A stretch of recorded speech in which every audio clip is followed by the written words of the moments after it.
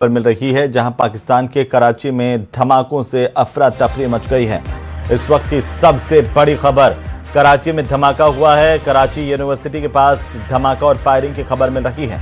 अर्धसैनिक बल रेंजर्स के ऑफिस के पास भी धमाका होने की सूचना है। अर्धसैनिक बल यहां पर तैनात किए गए हैं धमाके के बाद, और इसके बाद पूरे इलाके में कराची में अफरा तफरी मच गई। पाकिस्तान में कराची में धमाके की आवाज़ से हर कोई सहम गया, और इसी बीच ये बड़ी खबर देखिए, इस तरीके से लोग भागने लगे।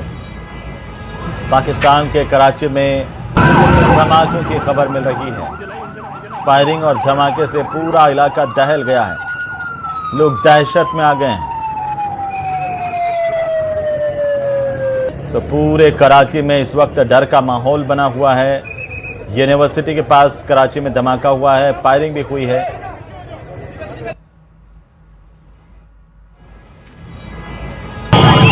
धमाके के बाद अर्धसैनिक बलों की तैनाती मौके पर की गई है। इस वक्त की सबसे बड़ी खबर है पड़ोसी मुल्क पाकिस्तान से।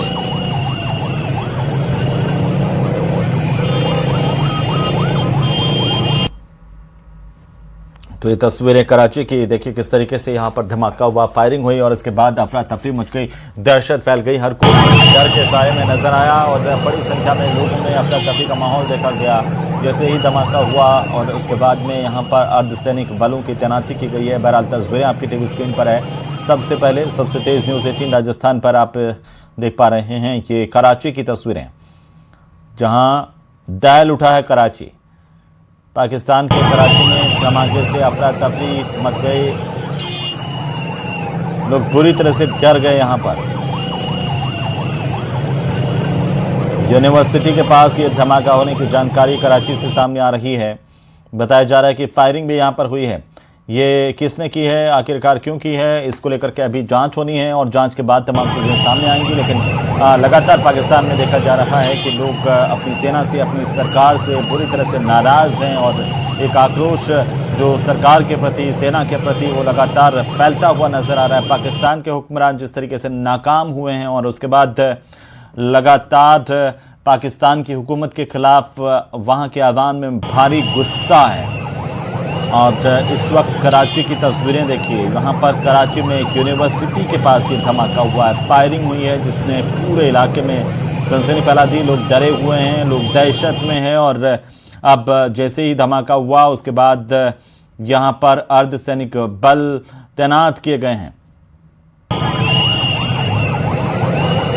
तो पाकिस्तान के कराची से इस वक्त की सबसे बड़ी खबर, कराची में एक यूनिवर्सिटी के पास धमाका होने की जानकारी सामने आ रही है।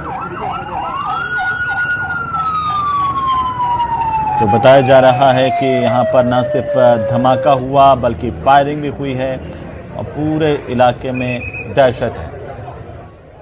इसी खबर पर ज़्यादा जानकारी के साथ सहयोगी शंकर आनंद जुड़ रहे हैं। शंकर, क्या कुछ जानकारी है? कराची में धमाका हुआ है, फायरिंग हुई है, लोग बुरी तरह से डरे हुए हैं।